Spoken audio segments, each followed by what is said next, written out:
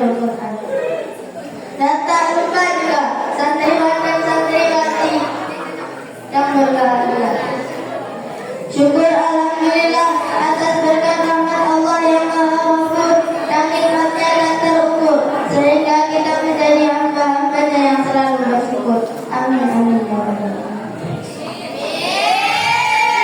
Salat beserta salam tetap terlimpah curahkan kepada Kanjeng Nabi Muhammadin sallallahu alaihi wasallam.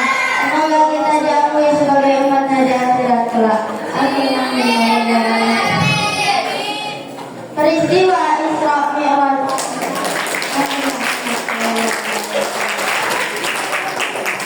Sebelumnya ada yang tahu nggak peristiwa Isra Mi'raj itu apa?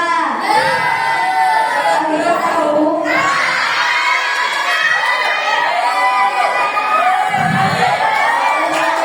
Adalah peristiwa agung, yaitu Allah Subhanahu wa Ta'ala memberikan peristiwa kepada Nabi Muhammad sallallahu alaihi wasallam untuk melakukan perjalanan mulia bersama malaikat Jibril dan Israel.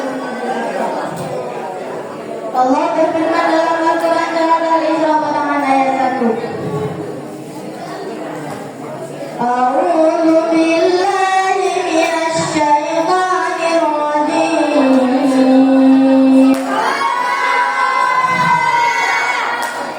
Bismillahirrahmanirrahim. Subhanalladzi asra bi'abdihi laylan minal masjidil haram ilal masjidil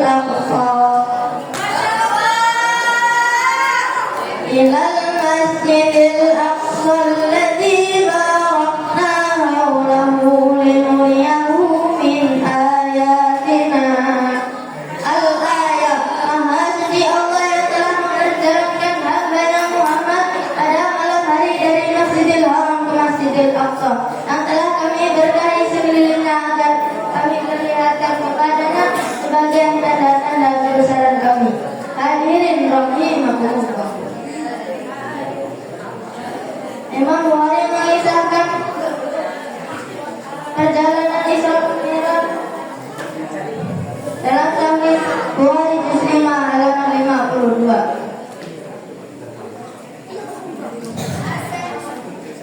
Suatu ketika Nabi berada dalam kamar dalam keadaan tidur. Kemudian datang malaikat mengambil hati Nabi dan menyucinya. Kemudian memberikannya emas yang dipenuhi dengan iman. Kemudian mengembalikan hati Nabi sebagaimana semula. Hadirin rahimakumullah. Setelah itu Nabi melakukan perjalanan Isra Mi'raj dengan mengendarai buraq dan diantar oleh malaikat Jibril hingga langit dunia. Di langit dunia ini Nabi bertemu dengan Nabi Adam. Perjalanan dilanjutkan menuju langit kedua hingga langit ke-6. Di langit ke-6 ini Nabi bertemu dengan Nabi Isa. Nabi Isa pun menangis karena melihat umat Nabi Muhammad lebih banyak masuk surga daripada umatnya sendiri. Setelah itu Nabi menuju Sidratul Muntaha, tempat Nabi bermunajat dan berdoa kepada Allah Subhanahu wa Ta'ala. Kemudian Nabi naik menuju Baitul Maqmur. Di Baitul Maqmur lah Nabi bertemu kepada Allah Subhanahu wa Ta'ala dan mewajibkannya sholat 5 waktu setiap hari. Nabi pun mengingatkan bahwa umatnya tidak akan mampu dengan perintah sholat 50 waktu dalam hari. Nabi pun memohon peringanan.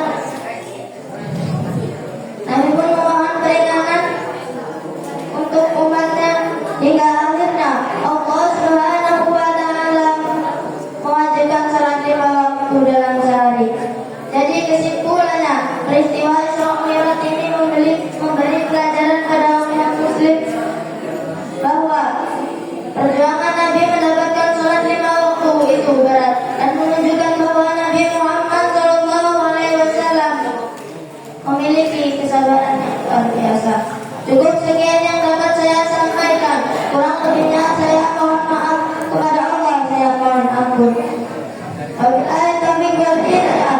Wassalamualaikum warahmatullahi wabarakatuh.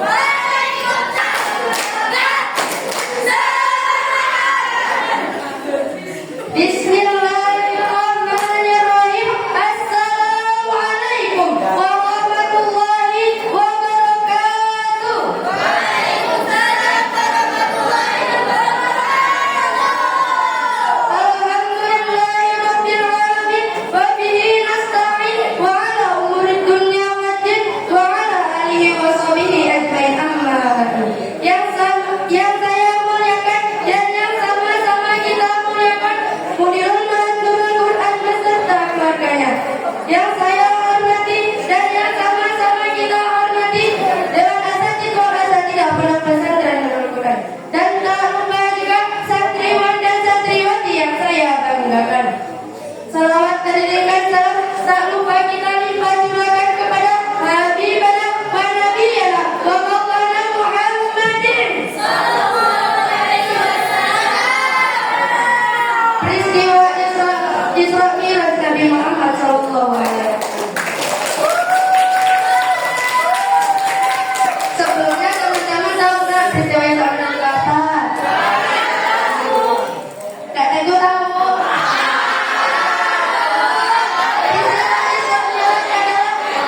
Adalah peristiwa yang agung, yaitu Allah Subhanahu wa taala memberikan keistimewaan pada Nabi Muhammad sallallahu alaihi wasallam untuk melakukan perjalanan mulia bersama malaikat Jibril dari Masjidil Haram ke Masjidil Aqsa. Sebagaimana Allah berfirman dalam Al-Qur'an surah Al-Isra potongan ayat 1. A'udzu billahi minasyaitonir rajim. Bismillahirrahmanirrahim. Alladzi asra bi abdihi lailan minal masjidil haram ilal masjidil aqsa alladzi barakna hawlahu linuriyahu min ayatina. Al-ayat. Maha suci Allah yang telah memperjalankan hamba-Nya Muhammad pada malam hari dari Masjidil Haram ke Masjidil Aqsa, yang telah kami berkahi sekelilingnya agar kami perlihatkan kepadanya sebagian tanda-tanda kebesaran kami. Hadirin rahimakumullah. Setelah Imam Bukhari mengisahkan pelajaran Isra Mi'raj dalam Sahih Bukhari juz 5 halaman 52. Suatu ketika saat Nabi berada di dalam kamar dalam keadaan tidur, kemudian datang malaikat dan mengambil hati Nabi, lalu menyucinya dan memberikannya emas yang dipenuhi dengan iman. Kemudian hati Nabi dikembalikan sebagaimana semula. Hadirin rahimakumullah. Setelah itu Nabi melakukan perjalanan Isra Mi'raj dengan mengendarai burak dan diantar oleh malaikat Jibril hingga langit dunia. Di langit dunia ini Nabi bertemu dengan Nabi Adam. Perjalanan dilanjutkan menuju langit kedua hingga langit ke-6. Di langit ke-6 Nabi bertemu dengan Nabi Isa. Lalu Nabi Isa menangis karena melihat umat Nabi Muhammad lebih banyak masuk surga dibandingkan umatnya sendiri. Perjalanan kemudian Nabi menuju Sidratul Muntaha, di mana tempat Nabi bermunajat dan berdoa kepada Allah Subhanahu wa taala. Kemudian Nabi naik lagi menuju Baitul Maqdis. Di Baitul Maqdis ini Nabi Muhammad bertemu dengan Allah Subhanahu wa taala dan mewajibkannya salat 50 waktu dalam sehari. Nabi mengingatkan bahwa umatnya tidak akan mampu melakukan salat 50 waktu dalam sehari. Nabi meminta peringanan untuk umatnya, hingga akhirnya Allah mewajibkan salat 5 waktu dalam sehari. Jadi kesimpulannya, peristiwa Isra Mi'raj ini mengajarkan pada umat muslim bahwa perjuangan Nabi mendapatkan salat 5 waktu itu tidak mudah dan menunjukkan bahwa Nabi memiliki kesabaran yang luar biasa. Cukup sekian yang dapat saya sampaikan. Wassalamualaikum warahmatullahi wabarakatuh.